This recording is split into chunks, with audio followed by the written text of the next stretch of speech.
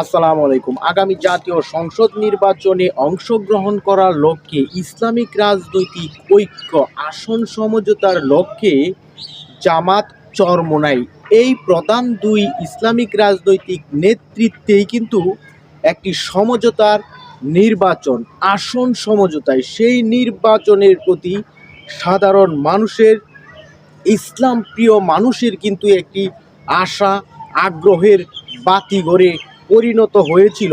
কিন্তু দুর্ভাগ্যজনক হলেও সত্য, জানি না সত্য মিথ্যা, এই ইসলামী জোট আসন সমঝোতার জোট সেখানে নাকি ফাটল এবং বেস্তে যাওয়া ভেঙে যাওয়ার একটি শঙ্কা সৃষ্টি হয়েছে।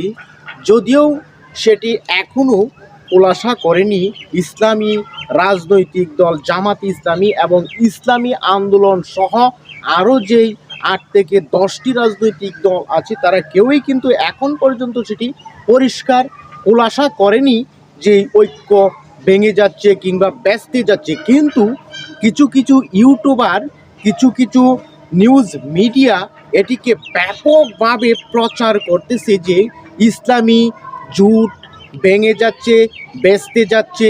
এখানে খবরদারি মাথাব্বরি জামাত চাইতেছে এই জোটটাকে, জামাত নেতৃত্ব দেখ কিংবা ইসলামী আন্দোলন চাইতেছে না আমরাই এটার নেতৃত্ব দেই।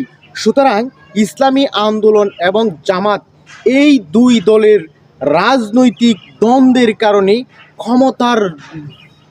ক্ষমতার দ্বন্দ্বের কারণেই এই জোট ভেঙে যাচ্ছে বলে অন্তত প্রাথমিকভাবে আমরা সাধারণ মানুষ ধারণা করতেছি। যদি এই সমঝোতার জোট আগামী জাতীয় সংসদ নির্বাচনের আগে ভেঙে যায়, বেচতে যায়, দায় এড়াতে পারবে না ইসলামী আন্দোলন এবং জামাত।